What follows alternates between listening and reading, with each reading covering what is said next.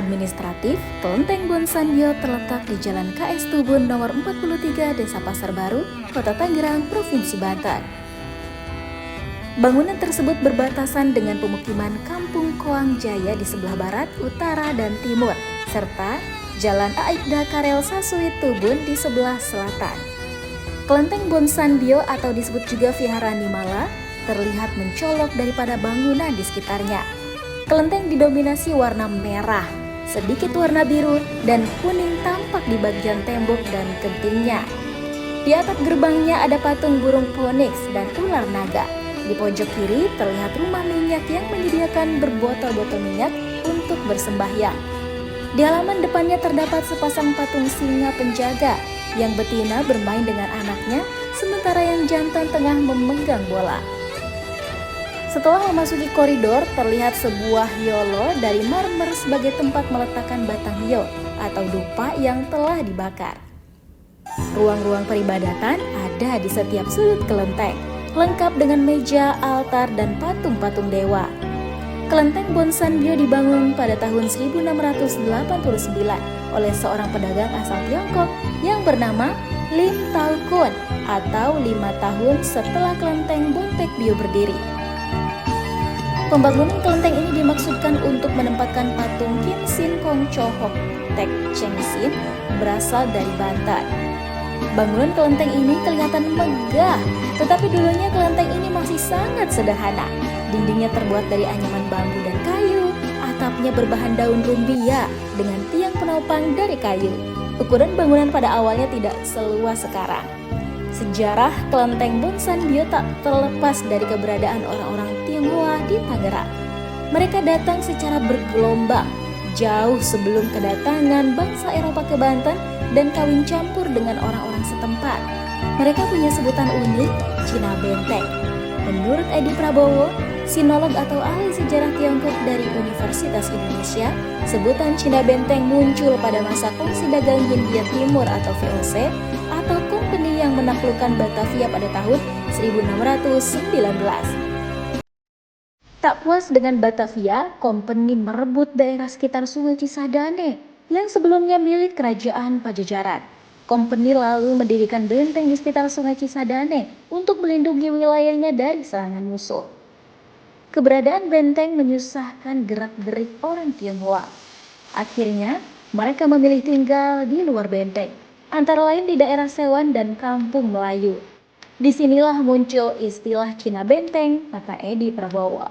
Sedangkan menurut Sudemi dalam jejak warisan sejarah agama Konghucu dari masyarakat China Benteng, tesis di Universitas Islam Negeri Syarif Hidayatullah Jakarta tahun 2019.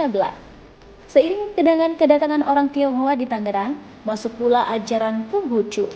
Mereka membangun tempat ibadah yang disebut Bio sebagai tempat berlindung dan pengharapan kemajuan perdagangan mereka supaya menghasilkan berkah dan keuntungan. Namun, sebagai akibat interaksi mendalam dengan orang-orang tempatan, orang-orang Cina Benteng menganut kepercayaan campuran. Menurut Meli Jetang, komunitas etnis Tionghoa Benteng menyatakan, dalam etnis Tionghoa di Indonesia menyebut hampir seluruh Tionghoa peranakan tidak terlalu tegas membedakan Konfusianis, Taoisme, ataupun Buddhisme. Ini terjadi pula pada orang-orang Cina Benteng. Sesama Cina Benteng pun bisa berbeda kepercayaan. Jemaat Kelenteng Bon Sanbio memuja Dewa Bumi atau Kim Sin Kong Cho Hok Tek Cheng Sin. Ini berbeda dari jemaat Kelenteng Bon Tek Bio dan Bon Hai Bio yang memuja Dewi Kuan Yin dan Kong Cho Kuang Kon. Di Indonesia, Bio lebih dikenal dengan nama Kelenteng. Bio yang dibangun mula-mula bentuknya sederhana sekali. Di tempat baru ini mereka membangun permukiman dalam bentuk petak sembilan dengan Bio sebagai pusatnya. Menurut tata letak Hang Shui, kawasan pasar, permukiman, dan Bio setidak-tidaknya dilalui aliran sungai dan terlindung oleh perbukitan. Mula-mula dibangun Kelenteng Bon Tek Bio sekitar abad ke-16 dengan gaya arsitektur Tiongkok klasik yang dipengaruhi filosofi ajaran agama Konghucu. Menyusul kemudian Kelenteng Bon Hai Bio, Bon Sanbio, dan Cho So Kong atau dikenal dengan penduduk setempat dengan sebutan Kelenteng Tanjung Kayu. Pada awalnya, pengunjung kelenteng ini sebagian besar berasal dari pedagang Tionghoa yang tinggal di sekitar Pasar Baru.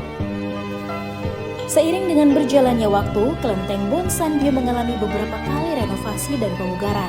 Setelahnya, pada tahun 1972, Yayasan Vihara Nimala Bonsambio pun resmi didirikan sekitar 10 tahun kemudian. Bangunan kelenteng sekarang menjulang megah di area seluas 4.650 meter persegi yang terbagi dalam beberapa bagian, yaitu bagian depan, tengah, dan belakang. Bagian depan dibangun digunakan sebagai ruang pemujaan. Pada ruang pemujaan ini, dewa yang diutamakan adalah Dewa Bumi.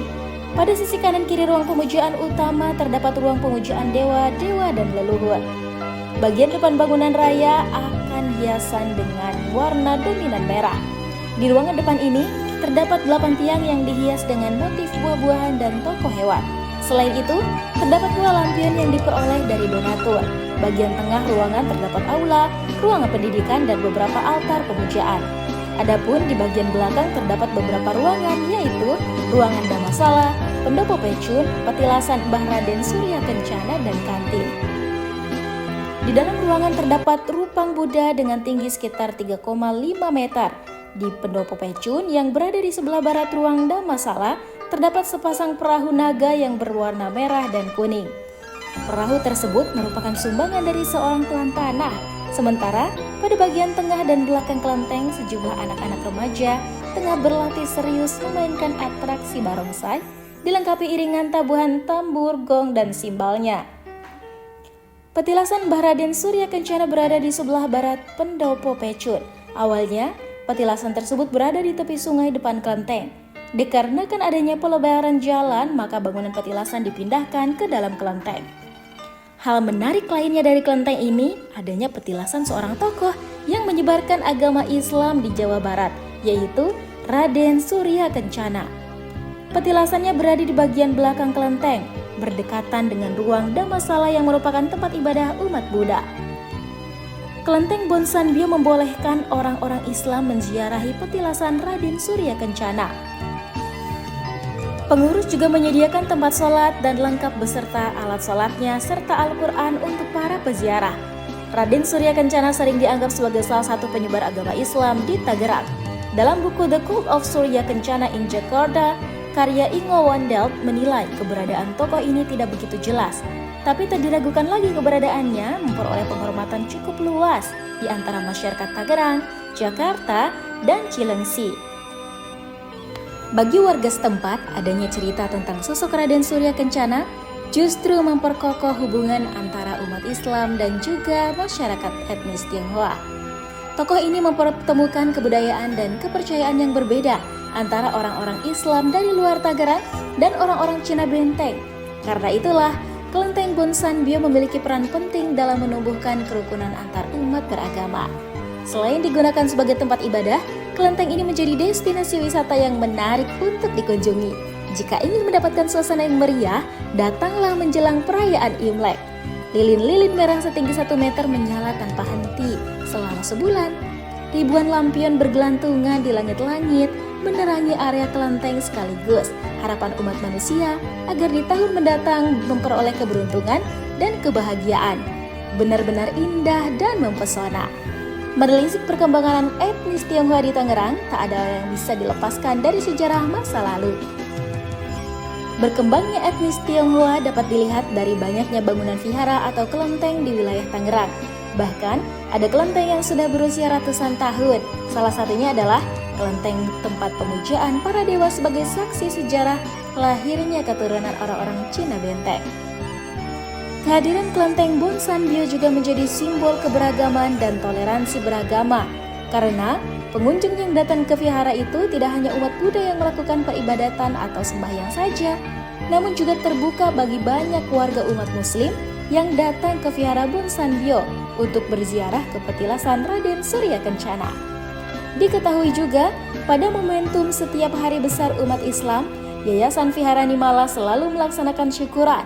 Selain itu, jika berjalan sedikit ke bagian sisi kiri vihara Bonsambio, juga terdapat pura yang merupakan tempat ibadah umat Hindu. Sedangkan di sisi belakang vihara ini terdapat sebuah masjid yang berjarak hanya sekitar 200 meter saja.